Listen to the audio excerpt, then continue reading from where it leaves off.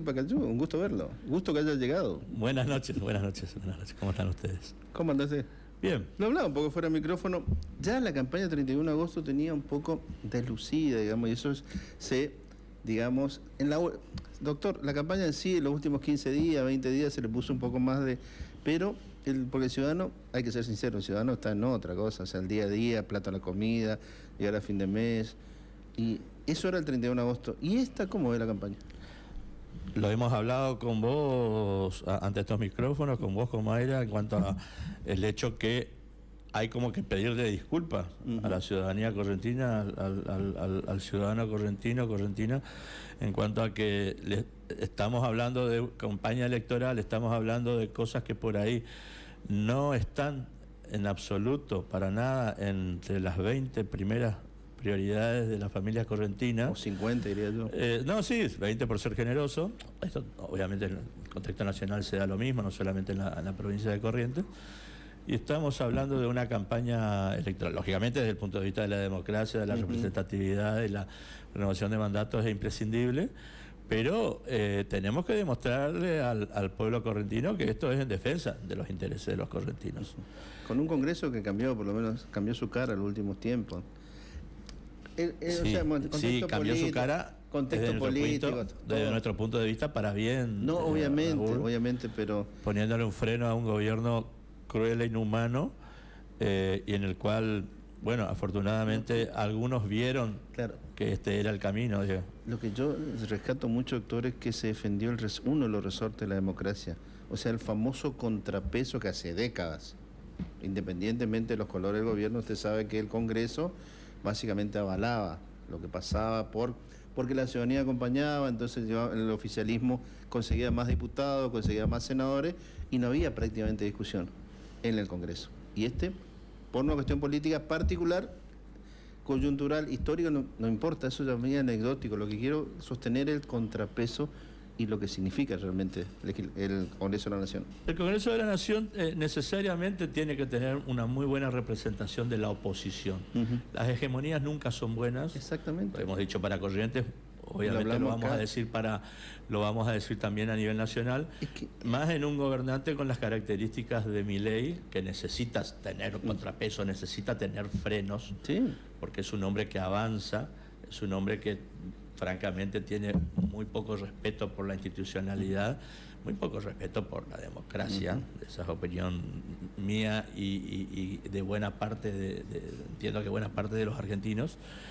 Y es lo que los legisladores, tanto diputados como senadores, están demostrando ahora, es decir, ir a frenar las iniciativas legislativas o las iniciativas de gestión que son directamente crueles e inhumanas de este gobierno. O sea, el desfinanciamiento de la ANDIS y de todos los programas relativos a la discapacidad de nuestro país, el desfinanciamiento de algo tan fuera de discusión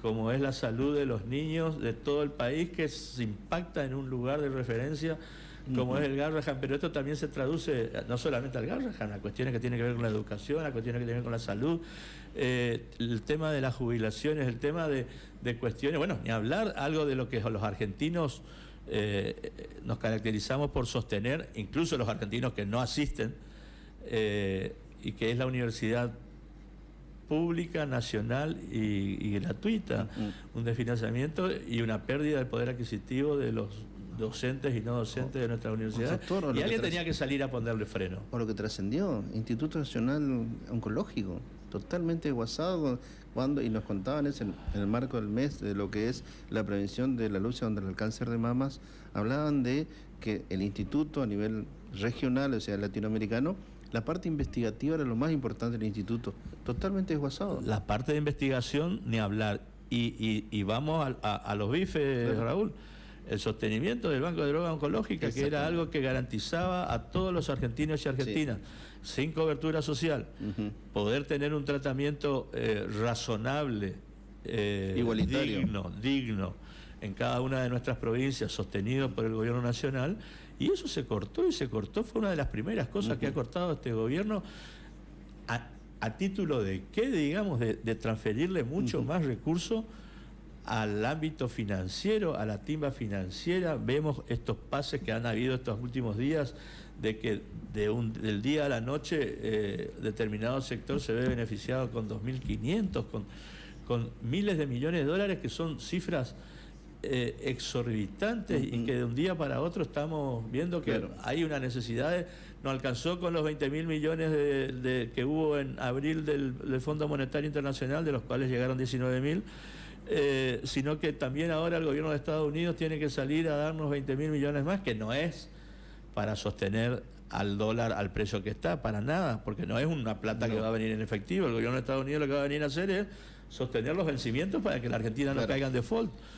Pero todo esto con un costo social mayúsculo. La jefa del Fondo Monetario Internacional hablándonos de que hay todavía que llegar a una baja de hasta el 50% de los salarios en nuestro país, tanto del ámbito público-privado, la eliminación a mansalva de empleos públicos, que nadie va a discutir de que había empleos públicos nacionales que podían haberse ahorrado y estar, pero eliminaron sectores enteros que después se pusieron a ver para qué servían y dejaron despojados de toda atención a la gente más vulnerable de nuestra sociedad. Esto se viene dando cuenta y impactó en los legisladores, que se han puesto un poquito más a la altura de las circunstancias, Raúl. Esto se vota ahora el 26, perdón, pero esto se vota ahora el 26 también. Y eso llega justamente, enlazamos en la siguiente pregunta. ¿Cómo está la campaña? PJ puerta adentro.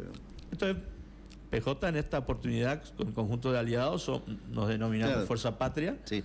Es el nombre que a nivel nacional ha tomado el PJ con el conjunto del Frente Renovador y otros sectores políticos y sociales con los cuales tenemos coincidencias programáticas e ideológicas, y en los cuales claramente es una herramienta de superación a esta coyuntura inmediata, es decir, ponerle un freno a las políticas inhumanas y crueles y destructoras no del Estado Nacional, no de que alguien se beneficie o no por el trabajar en un empleo público, sino de la soberanía misma de la República Argentina. Estamos con un gobierno que detesta al ciudadano argentino y detesta todo lo que tiene que ver con muchas cosas de las que tienen que ver con los sentimientos más caros de los argentinos. No importa su ideología, de cuestiones que trascienden a las ideologías. Bueno, ponerle un freno a ese Milei. Fuerza Patria y el peronismo que integra Fuerza Patria han venido haciendo este trabajo los 2 años de gobierno ya de Milei. No somos opositores desde hace 2 meses porque dejó de convenir ser socio político de Milei, como lo es el oficialismo de la provincia. Está bien. Por un lado, el oficialismo tiene esa mochila, coincido con usted. El oficialismo de la provincia tiene esa mochila, de haberle consentido a Milei las atrocidades más grandes habidas por haber. Usted tiene la mochila de Alberto Fernández. Nosotros tenemos mochila de muchas culpas. No, le digo la última mochila. Muchas culpas que a ver, nos salimos de un repollo. Cada uno ha tenido sus culpas y sus triunfos y sus beneficios para el conjunto de la sociedad. Pero en esta instancia y en el brevísimo plazo, en el cortísimo plazo, hay que salir a hablar de, che, ¿estás de acuerdo o no que este gobierno siga avanzando en eliminar tus derechos? Ya no es más eliminar a una casta que se demostró que era mentira lo de la casta. La casta está vivita y coleando. Yo entiendo. El asunto es qué elementos van a utilizar para convencerlos que ustedes nuevamente no van a hacer 20% mensual de inflación, que es lo que la gente pide. ¿Por qué se lo votó Milei? Porque le prometió eso y la gente algunas cosas se banca, mal que nos pese a usted y a mí, porque dice, bueno, por mes, más allá que sea mentiroso, porque nos dicen 2%, pero usted va al supermercado y es mucho más, también coincido con usted. Pero ¿cómo convencerlo? ¿Qué elemento tiene el PJ, Fuerza Patria, como quiera llamarlo, hoy para que el ciudadano diga, van a cambiar y no me van a llevar nuevamente a una inflación? A ver, ¿y cuándo dejamos de tener esa inflación? Porque hoy estamos con inflación igual.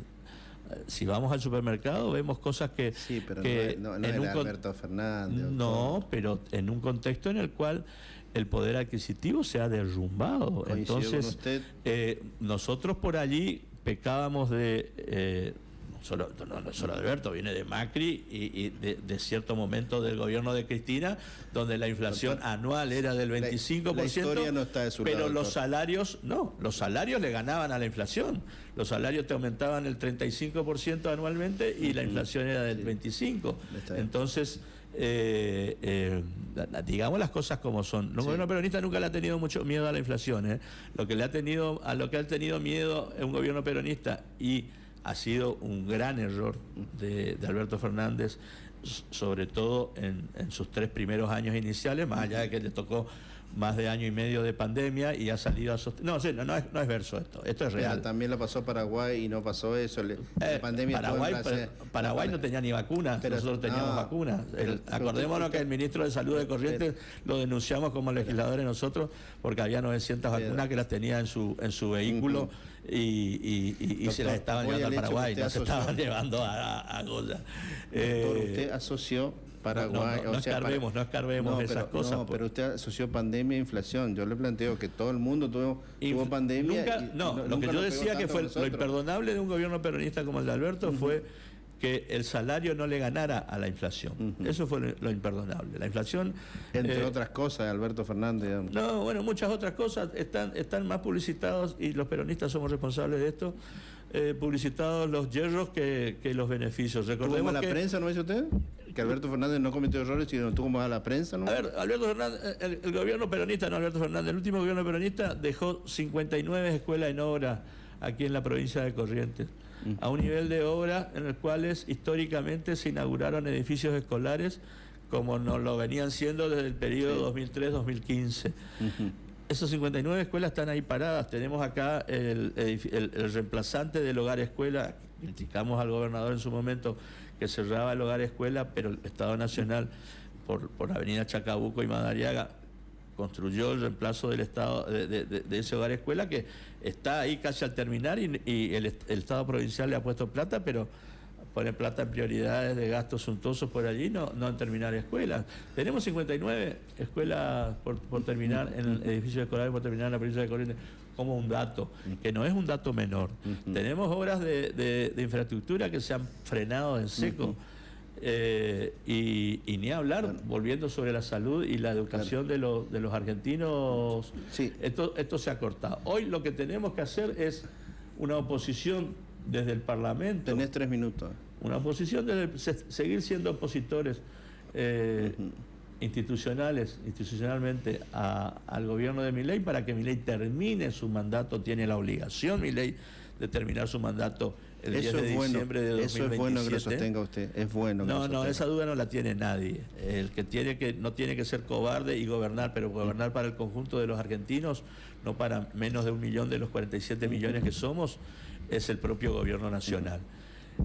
Nosotros tenemos la obligación de ser opositores y tener una propuesta superadora para 2027.